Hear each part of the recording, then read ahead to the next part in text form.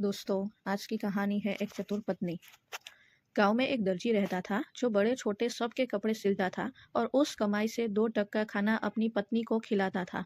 कपड़े वो ऐसे लबाबदार सिलता कि सालों तक चलते। उसी गांव का राजा बड़ा दयालु था। एक बार राजा ने खुश होकर उसको महल में बुलाया। राजकुमारी का कुछ दिनों में विवाह था।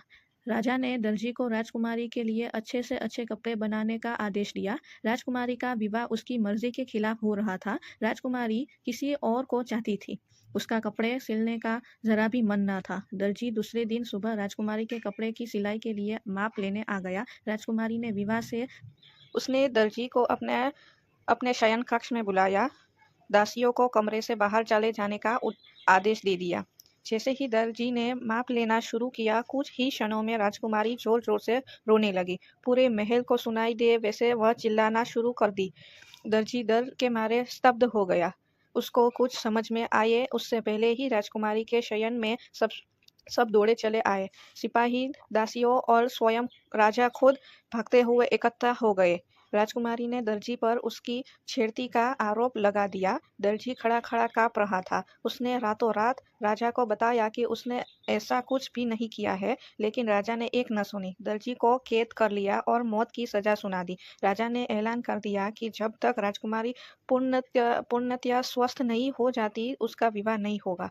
उस बात का पता दर्जी की पत्नी को चला। वो भागते हुए राजमहल पहुंची। उसने अपने पति के अच्छे चरित्र के कई पुराने दिए, लेकिन राजा को अपनी बेटी के अपमान के सामने को और कुछ भी दिखाई नहीं दे रहा था। दर्जी की पत्नी पर दया खा कर राजा ने उसको दर्जी के जाने के बाद का आजीवन भरण पोषण भी दे दिया। दर्जी की पत्नी ने राजा का वह प्रस्ताव ठुकरा दिया और एक वचन मांग लिया। राजा ने दर्जी की जिंदगी को छोड़कर जो मांगे देने का वचन दिया। तब दर्जी की पत्नी ने बताया कि वो जो भी मांगेगी राजा से अकेले में मांगेगी। उसको दरबार के लोगों पर भरोसा नहीं है। राजा ने उसकी बात मान ली और उसके अपने कक्ष में बात करना बुलाया।